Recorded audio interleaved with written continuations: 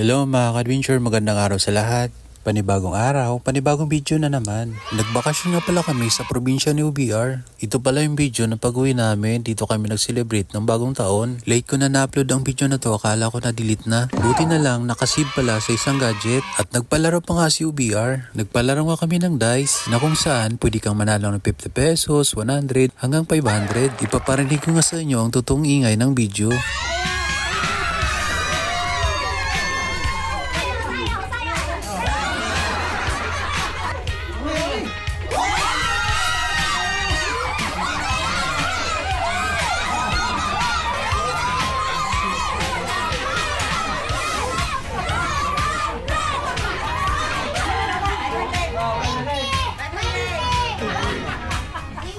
At nag-swimming kami kinabukasan. Sa dami nga namin, halos hindi na kami magkasya sa isang sasakyan. Kaya sinama na namin si Kulot. Baby ko si Kulot, inaalis ng aking lupa. Maya-maya pa, nakarating na nga kami sa aming pupuntahan. At ayan, tamang pakyut na muna kami sa Gedli.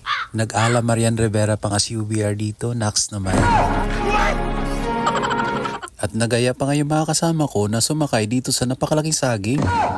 Dito pala kami nag-swimming sa dagat ng Barubo. Ang Barubo ay sakop ng Surigao del Sur. Dito mo matatagpuan ang marami at nagagandahang mga beach resorts. At ito na nga, malapit na magtapos ang pagsakay namin ng banana boat. At ito na yung exciting part na kung saan pwede ka nga mag-request na itaob yung banana boat. At ayun na nga, nagsilaglagan na kami para kaming mga pawikan. At sa iniinasang pangyayari, may tumama nga sa tagiliran ni UBR na kanyang iniinda. Hindi na nga siya makalangoy kaya hinila ko na lang papunta sa Dalampasigan.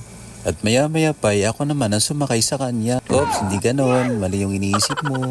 At dito nga, sumakay kami ng bangka para mag-scuba diving. Ang bayad pala namin dito sa loob ng isang oras ay 1,500.